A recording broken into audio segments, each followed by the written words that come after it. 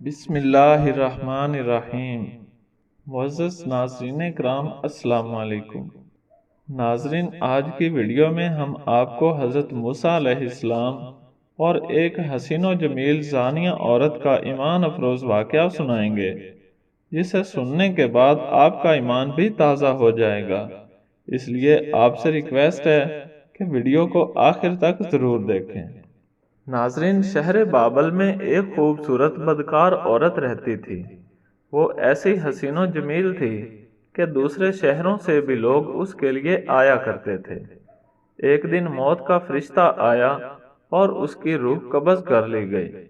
اب لوگوں نے اس کی میت کو لیا اور اس کے رشتہ داروں کے حوالے کر دیا۔ رشتہ داروں نے متفقہ فیصلہ کیا کہ ہم اس کو نہیں دفنائیں گے، کیونکہ یہ تو ہمارے سارے خاندان کے لیے بدنامی کا باعث بنی ہے۔ اس لیے بدکار عورت کے رشتہ داروں نے اس کی لاش کو کوڑے کے ڈھیر پر پھینک دیا۔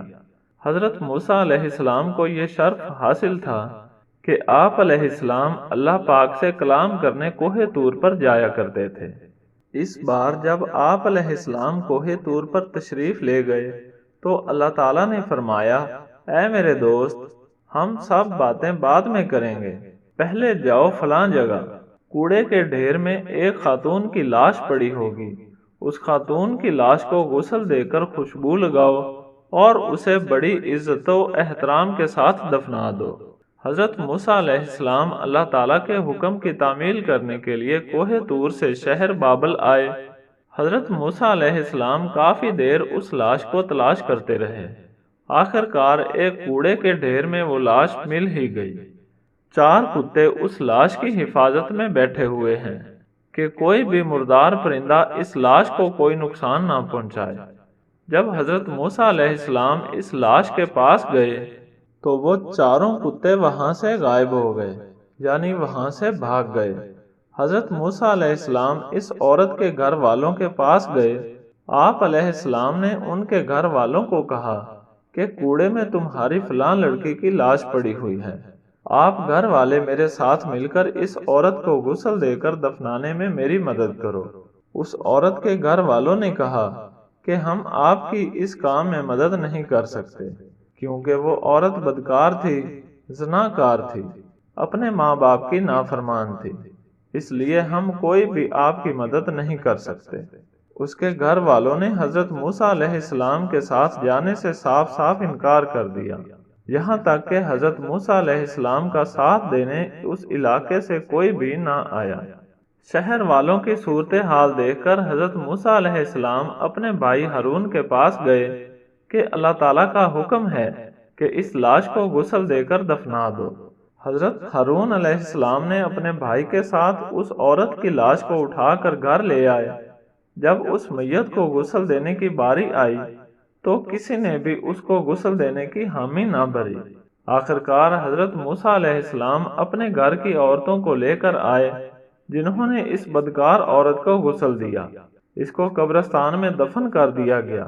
میت کو دفن کر کے جب آپ علیہ السلام اور آپ کے بھائی ہارون علیہ السلام وہاں سے واپس آ رہے تھے تو شہر کے لوگ آپ علیہ السلام کے پاس آ کر کہنے لگے، اے موسیٰ علیہ السلام، یہ کیا ماجرا ہے کہ تم اس بدکار عورت کے ساتھ اتنی بھلائی کیوں کر رہے ہو؟ یہ عورت تو بہت ہی بدکار تھی، تم نے اس کو غسل دے کر اتنی محبت کے ساتھ کیوں دفنایا؟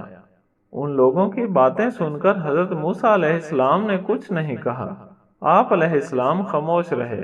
اس پر ان لوگوں نے کہا، اے موسیٰ علیہ السلام، اگر آپ ہم کو اس راز کے بارے میں نہیں بتاؤ گے تو ہم آپ علیہ السلام کے رب کا جو کلمہ پڑھتے ہیں ہم آپ کو واپس کر دیں گے۔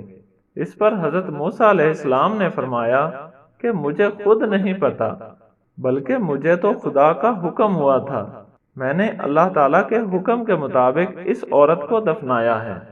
ہاں، جب میں اللہ تعالیٰ سے ہم کلام ہونے کے لیے کوہ طور پر جاؤں گا تو میں آپ کو اللہ تعالیٰ سے پوچھ کر ہی بتاؤں گا۔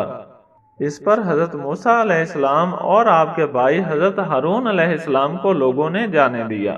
اس کے بعد جب حضرت موسیٰ علیہ السلام کوہ طور پر اللہ تعالیٰ سے ہم کلام ہونے کے لیے گئے تو حضرت موسیٰ علیہ السلام نے اللہ تعالیٰ سے عرض کی، یا اللہ، لوگ اس عورت کے بارے میں مجھ سے طرح طرح کے سوال کرتے ہیں۔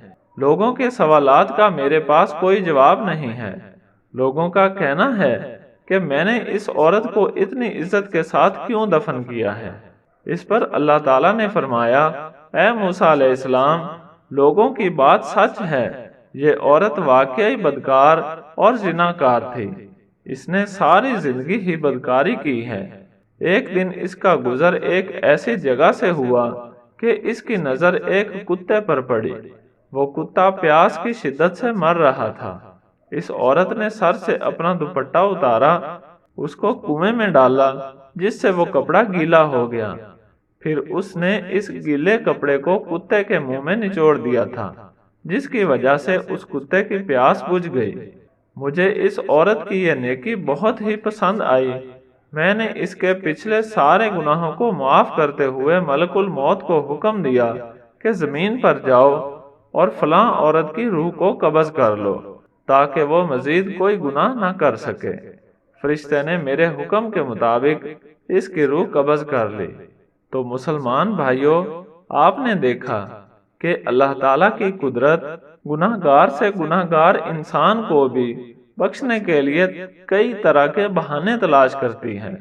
تو ہمیں بھی چاہیے کہ ہم آج ہی اپنے سابقہ گناہوں کی معافی طلب کرتے ہوئے آئندہ گناہ نہ کرنے کی توبہ کر لیں۔ آمین یا رب العالمین۔